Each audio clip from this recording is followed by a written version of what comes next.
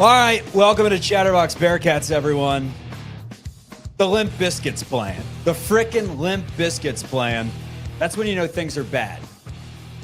10 games ago, I was sad. I'm now mad. Senior night at the University of Cincinnati ends with a 49-point performance. You lose in a must-win game to Kansas State. You're swept by a near sub-500 team, 54-49 in your home building. The way that you lost it, just careless mistakes, zero offensive identity. Nothing was easy. I don't know what to say, man. I'm just mad. Not many times in my life. I look forward to Bearcats games. Chuck Walter, by the way, alongside Houdini. You can subscribe to the show wherever you get your audio podcasts and on YouTube. Not many times do I want to turn a Bearcats game off before it's over. Unless it's a 17-point game, never. And a 3-4-point game with the season on the line, it was tempting. It was that bad of a watch. I'm embarrassed. It was a funeral home in there on senior night. It's just, this is not the program I fell in love with right now. It's a tough watch.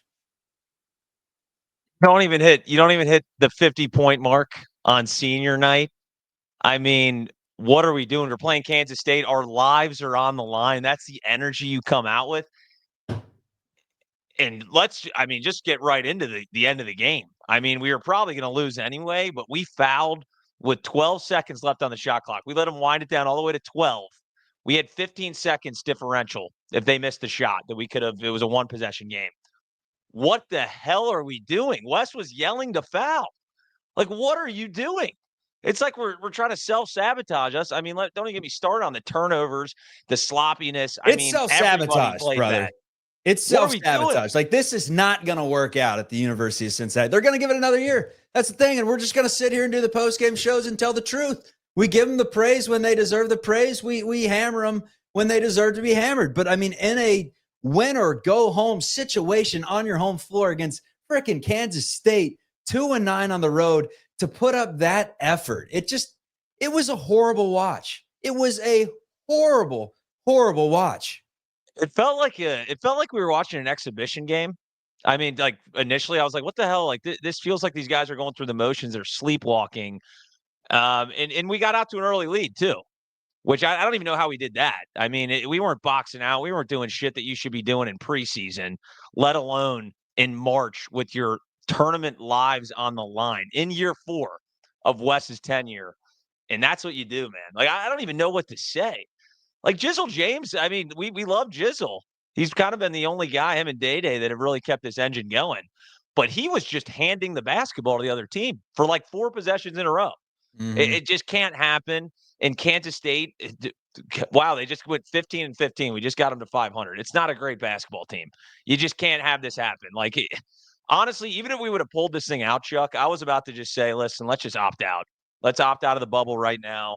We're not going to make it anyway. What's the point? Like, this team isn't there. I know we were, in our heads, we always do this. We held on to hope. We're like 4 straight. Like, Lily was telling me before the game, he goes, listen, save your money. 4 straight. Yeah, save your money. 4 straight. Save your money. Why pack the suitcase? Why spend $1,000 to go down to Nashville? Save it for the Cayman Islands. Find somewhere else that's nice and tropical. Because the gym with the Cincinnati Bearcats on the floor is not going to end well. We've seen this story. We've seen this sample size 4 years now, and it is such a precarious situation where you can point to the product on the floor so clearly and say, this is not working over and over again, and you're not going to do anything about it. And it gets to the point where you can sense the apathy in the crowd. Like, we were having talks in the group chat, and I'm like, there were MIC teams back in the early, 2009, 2010, whatever, that weren't very good teams. But UConn came to town. It was there was an atmosphere. Now, I'm not comparing this team to UConn, Kansas State, but they got some talent. They got tang. They're Kansas State. They got a big fan base, and just to have that performance all around, it was a tough watch with those beautiful jerseys on too. They should go back to those Adidas jerseys that Marcus Sykes' team was wearing. That's what they should have to wear the next game, because you got to honor those. They look pretty, but they played some of the most disgusting basketball. We might be entitled to compensation just for watching this entire season. What a roller coaster, man. Like we never quite could find out what this team is. Still to this day, March 5th, 2025, we have no idea what this team is. I mean, they're putting up 90, they're putting up 49, they're putting up 50 burgers. Next thing you know, they're going for 80 multiple games in a row. And I really didn't think this would be the game that we would end our hopes and dreams. I really thought they'd come out and win. I mean, 8.5-point favorites at home. Senior night, usually guys come out with energy. I mean, our seniors just sucked. Like, this is their last game they played at Fifth Third. They just sucked. Let's go through that. Let's go through that, man, one by one. Because Dayday Thomas and Connor Hickman both decided not to walk. It sounds like they could be returning for the Cincinnati Bearcats next year. Let's not bury the lead. That's huge news. I think Dayday is a really good basketball player, and obviously he'd be welcome back at any point in time. The other three seniors, CJ Frederick did not play in the game. He has back issues. We probably won't see him again in the Bearcats uniform. Simas Lukosius, a guy that was dropping 30 last year, that was hitting game winners, that you could put the ball in his hand and he would make a play. I do not know what happened, man, but 4 points in the game today, 2 of 5 shooting. He went from the team's leading scorer in the out of conference to just irrelevant for the most part by the end of the season. And then the other senior for the Cincinnati Bearcats that's honored, Aziz Bandago. I mean, 9 and 7. He fouled out in the game. He gave it his all. It's just that lasting image that we'll have of Bandago.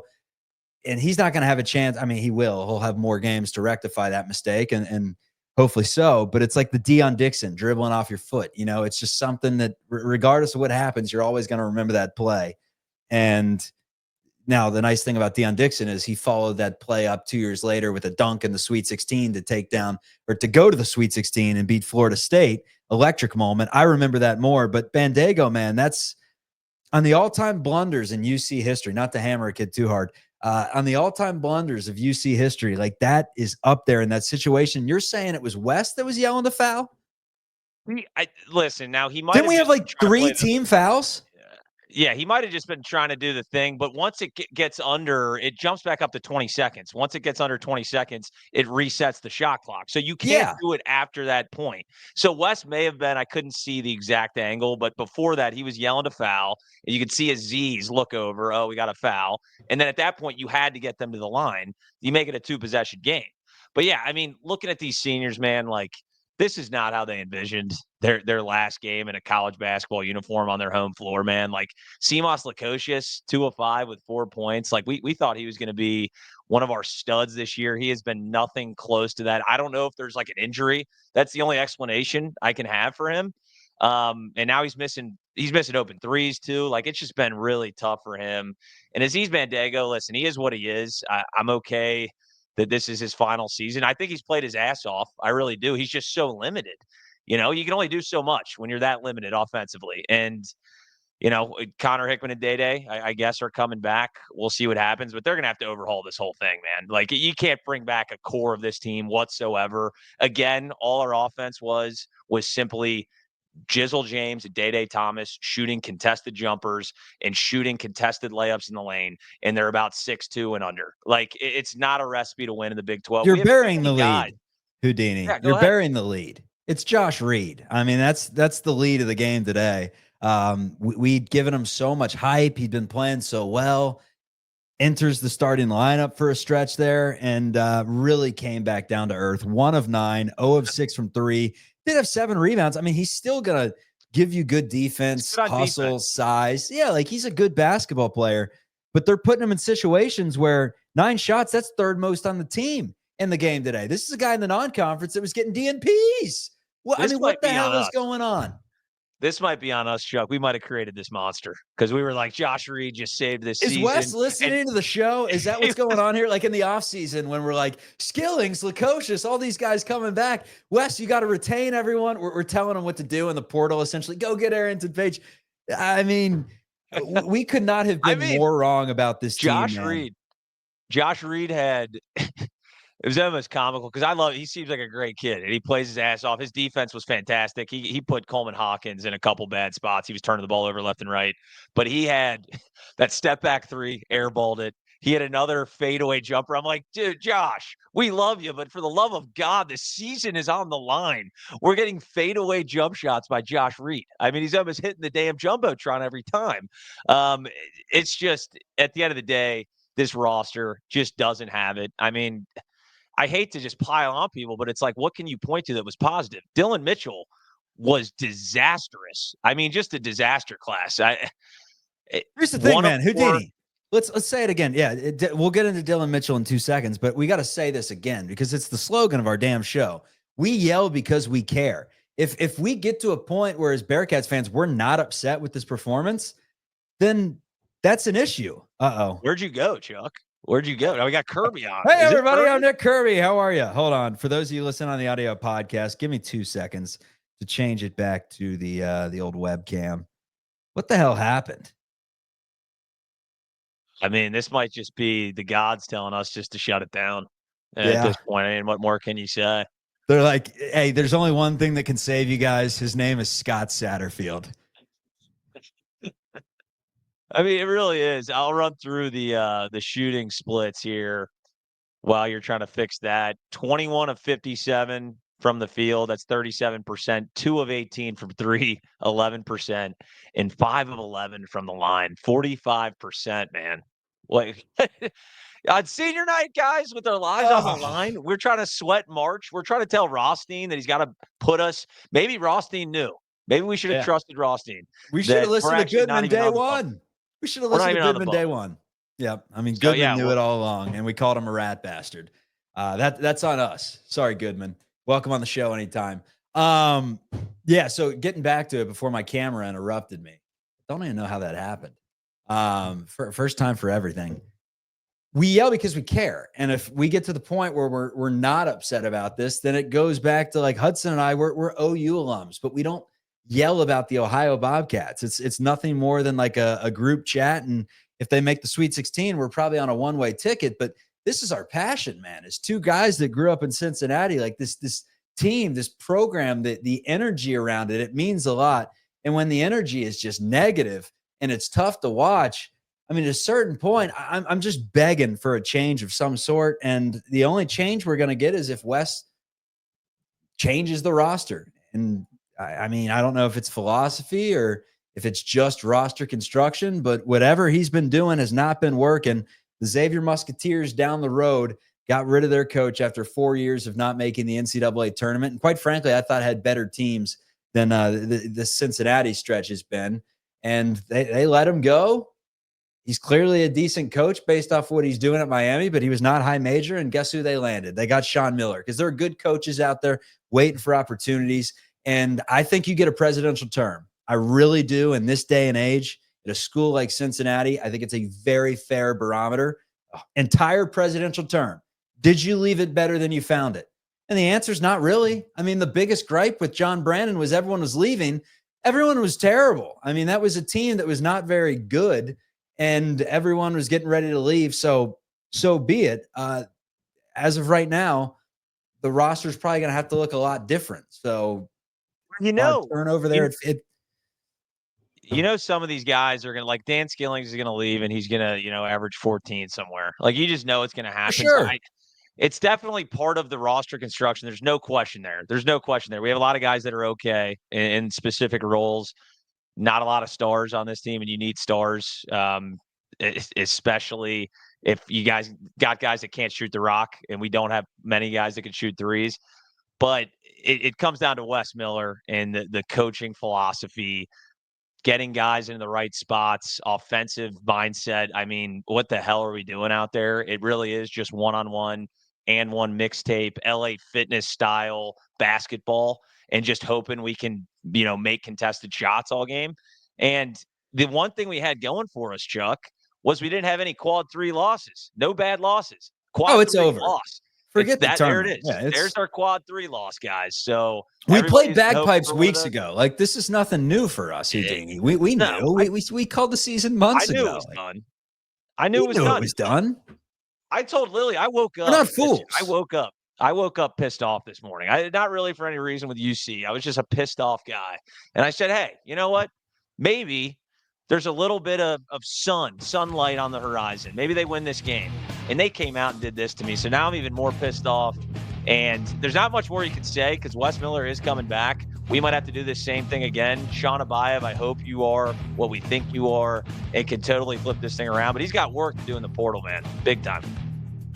Yeah, he's got work to do in the portal. I mean, the Limp Biscuit is not supposed to be ever brought out during the month of March this early in a Cincinnati Bearcats basketball season. Like we don't talk about it nearly enough, man, but this out of what, 365, whatever it is, it's days of the year, 322 NCAA basketball Division I programs. I mean, the Cincinnati Bearcats for a while there had what, the longest and the third longest, fifth longest streak, whatever it was, 2 separate tenures. Like it was Michigan State, it was Gonzaga. I'm sure Duke was in there, maybe Kansas, 1 or 2 other teams, and it was Cincinnati. We were in there. Is just a perennial. You get into the NCAA tournament. At worst, we'll be like a 9 seed. I don't think the Bearcats ever even sniffed a 10. Seriously, it was at worst a 9 seed. And now everyone's getting all hyped up. You know, we got Lily giving out 9,000 renditions of how many losses we need from other teams just to be on the fucking bubble. And it's like, this is embarrassing. I'm embarrassed, quite frankly. I'm just embarrassed with the product that we're watching. And I hate it because I think Wes is the dude. The players love him. Every single one, past or present, is basically stated that he's an awesome guy. Coaching wise, he's a damn good coach. I mean, he's won many games, granted at a smaller level, but in this position, he's had a presidential term and he has not left it better than he found it. He's left it the exact same, and that's just an irrelevant team. Well, we just can't win any big games. Like, for perspective, Kansas State is a bad basketball team. They're 15-15. They are not going to make the NCAA tournament. They're 5-8 in quad ones. Wes is 1-9. Like, it just, even bad teams find a way to beat teams that they shouldn't beat. And I wouldn't even say it's that far. Like, we should have won plenty of quad one games this year. Like, you can't get swept to West Virginia. You can't lose to Utah on the road, which would have been a quad one. Like, there was plenty of opportunities the way that the net rankings work to get quad one wins. And it doesn't even have to be on the road at Iowa State or on the road at Houston, at home at Houston even. And he just doesn't find a way to win these games. And it's been consistent. This isn't a one-year trial run. We've seen it for 4 seasons, 2 years in the Big 12. I don't even want to do the math. What does that make us in the Big 12 now? I know they switched how many conference games we have, but it ain't pretty. We're well below 500. Listen, we're still going to back Wes because he's going to be the coach. And you're right. If you can say all you want negatively about the guy, he's still got all these guys on board somehow. I don't know how guys haven't just completely quit on this team. Even Dan Skillings seems like mentally he's not moping around. He doesn't have bad body language. He actually played a decent game tonight. 3 of 5, 7 points. Like, over the last 6 weeks, that's Dan's best game. So credit to him on that front. But as far as just the basketball product that we've seen, it has been an embarrassment, and just not. I like to say it's not what we're used to, but it's like this is actually 6 straight seasons that we've seen this year. This is what we're becoming used to. And here's the hard thing about doing, because we yesterday, for those that you don't know this, Hudson sometimes joins me on the Locked On Warriors podcast and has that Cincy logo in the background, and we talk a little NBA. And this is I have no idea what I'm even talking about, dude. Like, I've completely lost it as a fan, as a human being, as a productive member of society. The Bearcats have they've broken a lot of us this season. It's been an extremely difficult watch, and it doesn't seem like there's anything in the future except for having blind faith in West that he's going to go out in the portal, completely overhaul it, and flip this thing around, because he talked about how important continuity was the entire offseason. The continuity portion did not work. So it's going to have to be the flip it all over in once and hope that the thing sticks. But I just don't see it, man. And it's tough. Yeah, I don't know what my NBA analogy was getting to. It was going to be a banger. So if I remember it, I'll let you know. But to be fair, in the offseason, and I think Lily Niehaus mentioned this a bit, if if we wouldn't have retained a guy like Dan Skillings, a guy like Seamus Lukosius, we'd have been like, we would have been pulling our hair out. What the hell is this guy doing? You're You're not not bringing wrong. these guys back. Like, you need the core back. And they just shit the bed, man. Like, and a lot of that's on the coach too. There's no question. Like I said, I believe that Dan Skillings will go somewhere else and the grass will be greener for him and he'll play a lot better than he has. Granted, some of these mistakes, it's like, I don't know what the coach can do. You're handing the ball off to the other team. You're dribbling it off your foot. You're being a turnstile on defense. Like, the coach can't play for you. So I think it's kind of a mixed bag on whose fault it is. But at the end of the day, it falls on the head coach, Wes. He's making a big, big salary. That buyout is real juicy. We know that. So there's not a lot of positives to look to, unless the only positive is looking at some of these schools that have completely changed everything in one season. And there's been plenty of it because of the way the portal works. That's the only thing you can hope for. Cross your fingers. Maybe Wes figures out how to run an offense in the offseason. We'll see. All right. The light bulb went on in the head. The whole NBA crossover thing, that was not just a shameless plug. It was basically saying that with the NBA, you have no issues saying, like last night, we were basically just like, God, Buddy Hield, what an experience he is, trash for 30 minutes and then just lights it up with a couple of threes, yada, yada. Collegiate basketball, for the longest time, there was that unwritten rule where you kind of, it wasn't quite high school. Like if we came out here and we're taking a page out of Yappy's book and we're, talking shit about the Elder Panthers on the airwaves, it's time for us to grow up, right? College basketball is like that weird medium to where it's like, how far can you truly take it to, being fans and being critics as compared to just saying, let's support the kids. They're just kids, right? The money aspect has changed this entire thing. And it's quite frankly sad that it's gotten to this point. But at the end of the day, when you hear of guys making $500,000 from someone, and I don't know if you've been, from someone that's been fired at a job before in life, like at the end of the day, you're not performing. It's get the hell out and you gotta deal with it. Like we've all been there. Yeah. I mean, there is a fine line because they're still young. I know they're making a ton of money. They're making more money than a lot of people on the damn stream.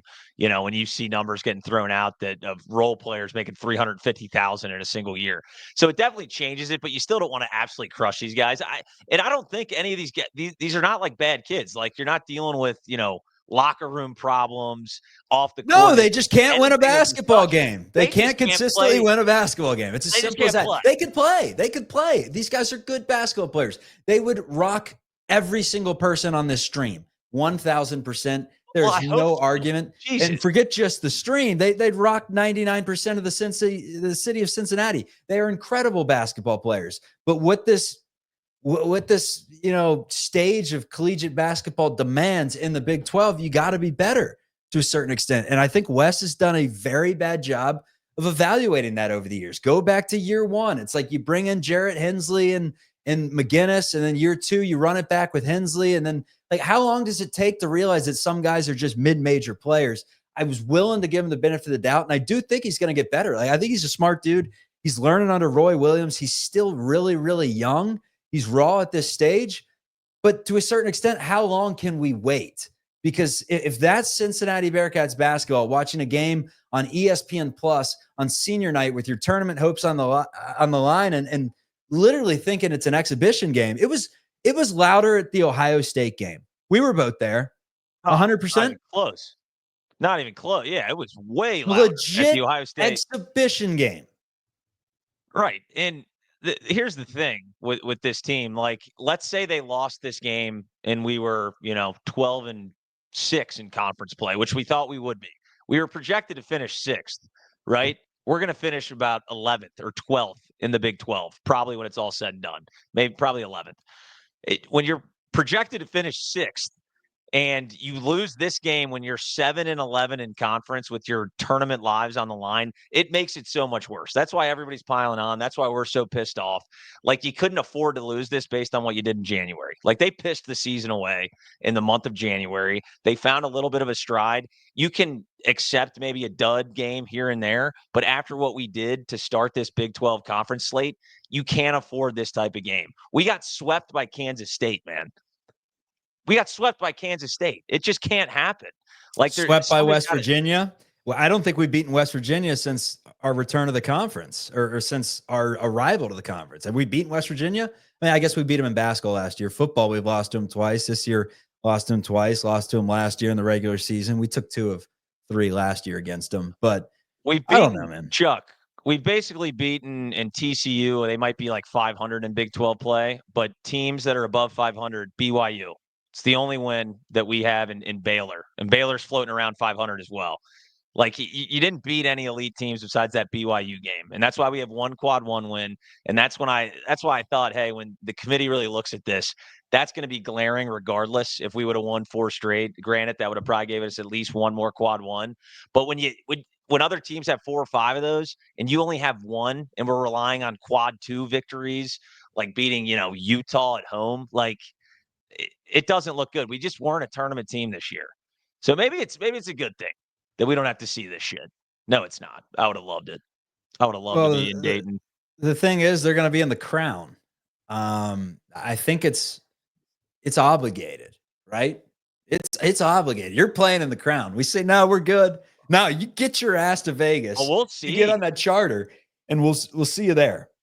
What if the players, because this is the first time that they've done this, that they're contractually obligated to play in it.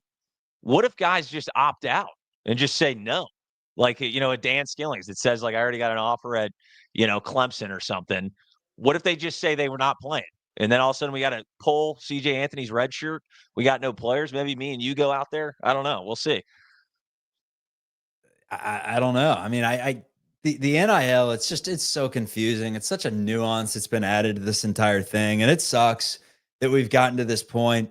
We used to love 4-year Bearcats players, watching Gary Clark coming as a freshman, seeing all the potential, Justin Jackson, then seeing them as seniors as completely different players and like ambassadors of the program. That's awesome. And this whole transfer portal thing, it's the biggest get off my lawn take, and the having DJs in the stadium instead of the band doing the dun, dun, dun, dun, dun, dun, hey, dun, dun, dun, dun. Like that's the Bearcats I grew up with, a bunch of the band members doing this and the crowd, a little Bearcat bounce on Fox 19. I mean, that's just, I guess, the nostalgia coming out. It can't all be the same, but it can change in different ways, right? And it can be enjoyable. And we got the jerseys back. We got the false hope, and everything that we've seen, the product on the floor, man, it just does not feel like the Cats that we knew for a long time. It bridged multiple coaches, and they go out of house.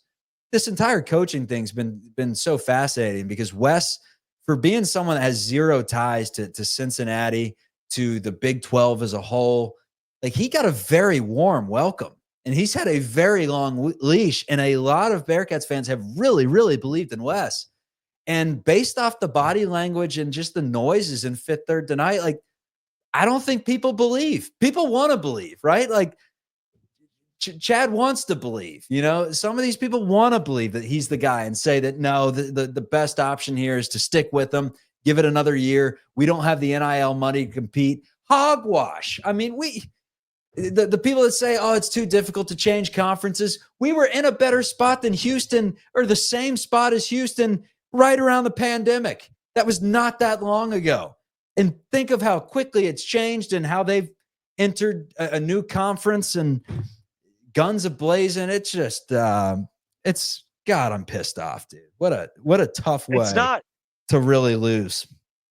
It's not like this is a cheap roster either. Like we had enough NIL money to be a very competitive team this year and make the NCAA tournament. I mean, this is not a bottom feeder as far as NIL funds from everything that I've read. They have enough money to compete at a very high level, and they just didn't do it. Whether you want to blame roster construction, the coaching, it's clearly both, in my opinion. But we have the facilities, we have the fan base, we have the NIL money to consistently make NCAA tournaments. Not a very high bar, and we have not been able to do it. That's another UC class, Chuck. We were actually getting on them, the students, the student section, not being very loud, because you hear a pin drop in there, man. Like you really could. And, looking back, I'm like, well, none of these guys have seen like legitimate UC basketball in person. They've never made a tournament. They just a freshman just graduated as a senior, will graduate here in May. Never once seeing the UC Bearcats play in the NCAA tournament. And forget just tournament, competitive basketball in March. Because this game, last year's March, the year before's March, like give me a break. They've never been in consideration, actual consideration of the NCAA tournament entering the last couple games of the season. They haven't.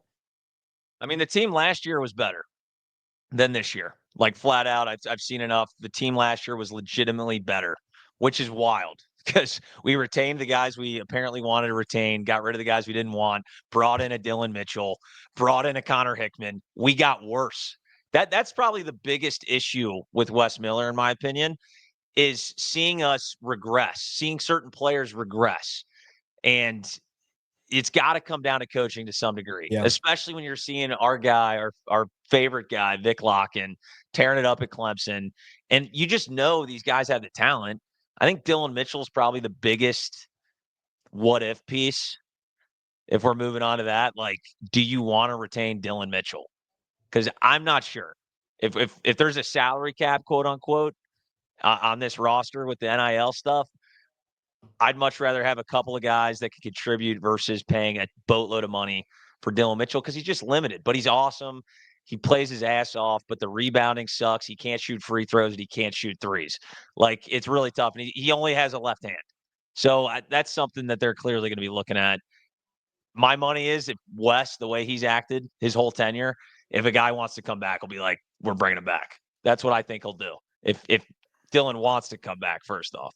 Yeah, I'm a massive fan of the human being and the basketball player, CJ Frederick, like former Pacelli Panther, great basketball player, state champion, good collegiate basketball player for a long time. But to a certain degree, like most of the fan base had kind of seen last year that it just was not working out. He was consistently injured. That had been a theme the year prior to.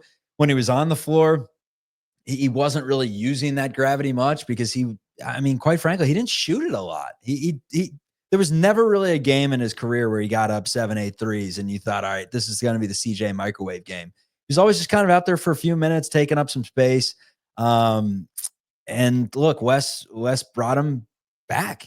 And then years prior, there were guys like Odie that, didn't play a single relevant minute the next season and brought him back. And then Sage Tolentino brings him back. And look, I get it. You can't strike gold with every single member on your roster.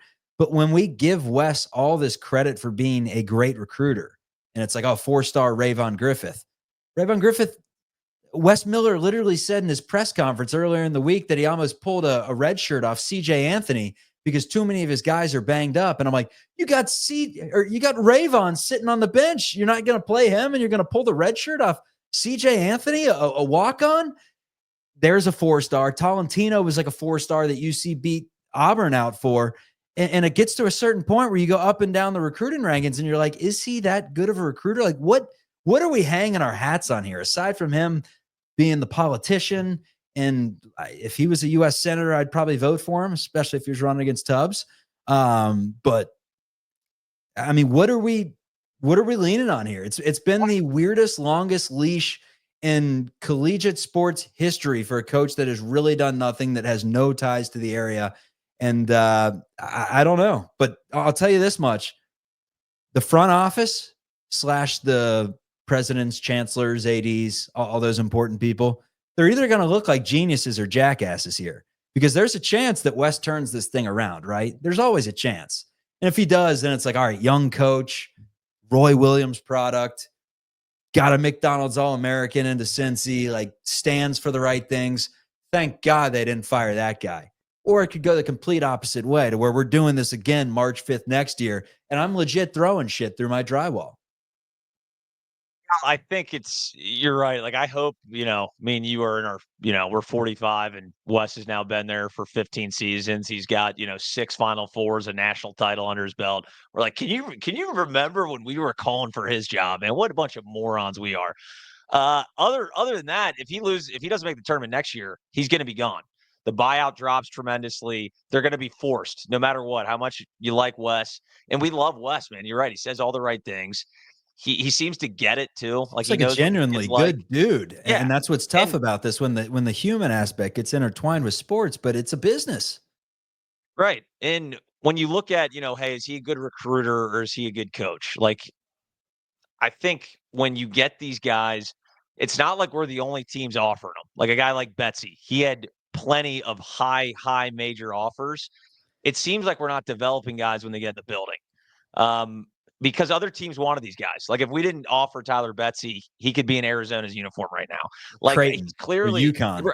right. Like it's not like he's just picking guys that no one else wants. This isn't a Cincinnati football thing where you are like, oh, their other offer was Southern Miss.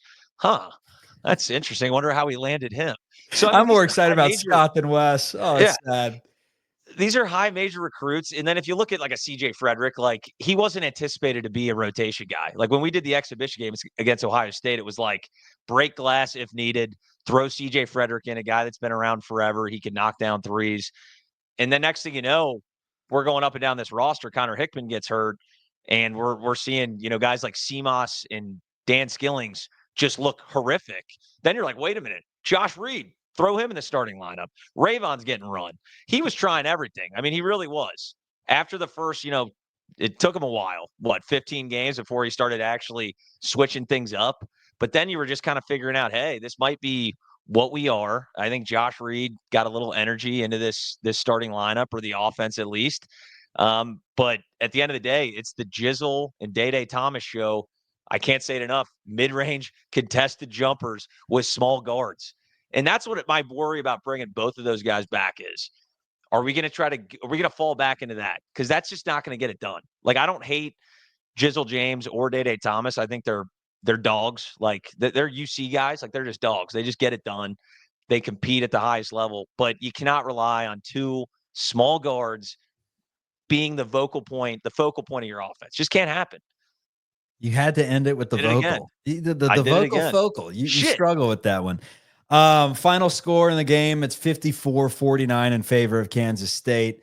If you're into the stats, let's give you Mitchell 2, Bandago 9, Jizzle had 10, 12 for Dayday, 4 for Lacocious, 2 for Arrington Page, 7 for Dan Skillings, 3 for Josh Reed, 36% from the floor, 11% from 3, 2 of 18, 45% from the line, 5 of 11, and 2 very pissed off hosts that have struggled through a long season. I'll tell you what, man, the summer is going to be weird because we're not going to have these podcasts every weekend because basketball and football season, obviously football season bled into basketball, and we've been going nonstop weekends around the clock. Summer, I don't know what I'm going to do, man. Like, what am I going to do on a Saturday when I'm not pissed off at high noon? It's a great question, Chuck. I think in the meantime, what we do is we beat Oklahoma State. That's going to be a quad 2 win. Then we rattle off, I think, 6 straight and win the Big 12 tourney. I mean, we saw it tonight. They can turn it on when they want to. I think they had 12 points in the first 3 minutes of the game and then proceeded to score about 30 for the rest of the remainder of the game. So I don't know, man. I really don't know what to say positive at this point. It's unfortunate that it ended this early. I actually thought we were going to lose in Stillwater and end the season, lose to Oklahoma State on the road. I did not see this at home on senior night. Just an abysmal performance. Tough for Wes. Tough way to end it. Bad coaching, bad strategy. Just brutal through and through, man. Wes Miller's tenure in a nutshell. Expect the expected. That's what it's kind of become. Expect the expected. And the expected was based on what we've seen from now almost 4 full years of this. Like, this was exactly the type of game that the Bearcats would lose. I think this was the same exact spot last year as Oklahoma State in town. Same exact spot. They lost that game too. Yep. So if you were a betting man and you believe in seeing into the future, this was that game that you take Kansas State money line. Instead, Houdini and myself took the points, and we weren't even fucking close. Hawkins was on one leg too. Did you see that? He was limping around. Like, he had to have like a freaking pirate leg just to get up and down the floor, and we still lost. It's incredible. It's good stuff, man. Hey, here's what we're all rooting for right now. The Xavier Musketeers beat Butler today. They think they're back in tournament consideration. let's see the snub, man. Let's see that snub on CBS Sunday with Jim Brown or whoever. Who's hosting nowadays? R.I.P. Greg Gumbel. I guess it'll be Adam Zucker. I think it's Zucker that'll be hosting it on Selection I don't even have the Sunday. energy. I don't even have the energy anymore, Chuck. Like, I don't even care what Xavier's doing. Like, I'm putting so much negative energy into the air. Here's the just thing. based on They're my own irrelevant. team. I'm like, I don't give a shit. I texted my buddy this because he was getting on me and he said, you guys aren't doing anything. And I said, congrats, dude. We're both fans of irrelevant programs. I said, it's actually I hit him with a banger. It got, when you're in a group with like 9 people and it gets 7 ha-has, that's when you know you spit fire. But I said, irrelevant, just like everyone else on the bubble. Best case scenario, you get a Sweet 16 trip out of it. You drop $3,000, cry in a bunch of your college nerds buddies' arms, then lose by 25 like every other team that doesn't belong. I mean, at the end of the day, if you're a Muskies fan, that's what you have to look forward to. We're just saving money. We're being fiscally responsible, not spending cash on a team that is going nowhere. And that's the story of our season. The story of the season actually was back in December when the Bearcats took down the Musketeers. What a high that was, climbing up to 15 in the country. We'll have blinders on. We'll be looking in the rear view for the rest of this season because those were fun times. This, however, is not. Final thoughts on the way out the door here, Danny. God, I hope there's not a UC fan out there that, got hit by a bus or something, went into a coma right after we beat Xavier, got to 15 in the country. He wakes up just in time for March. He's like, well, what is it? Dad, what's going on? He's like, we had 3? He's like, yeah, we're a 4 seed. He's like, we're a 4 seed. We're playing West Coast. He's like, son, we're a 4 in the crown. Son, what's the crown? The crown turn. Oh God, Chuck! They did it to me again. We got to expect this at this point. Tough season, man. We'll keep doing the shows. We'll keep rooting on the guys, but just brutal way to go out. Yeah, we got spring football coming up soon. I think the team's going to be decent. And granted, a bunch of people are going to be coming at me with pitchforks for saying I believe in Scott Satterfield. But hey, we got to hang our hat on something. And as of right now, for whatever reason, I have more blind faith in Scott, who has led actually a big-time program to decent success than Wes right now. That's an unfortunate thing based off how we felt in like December. But that's life. Houdini, good stuff. We will see you after the Oklahoma State game. God forbid. Go Reds.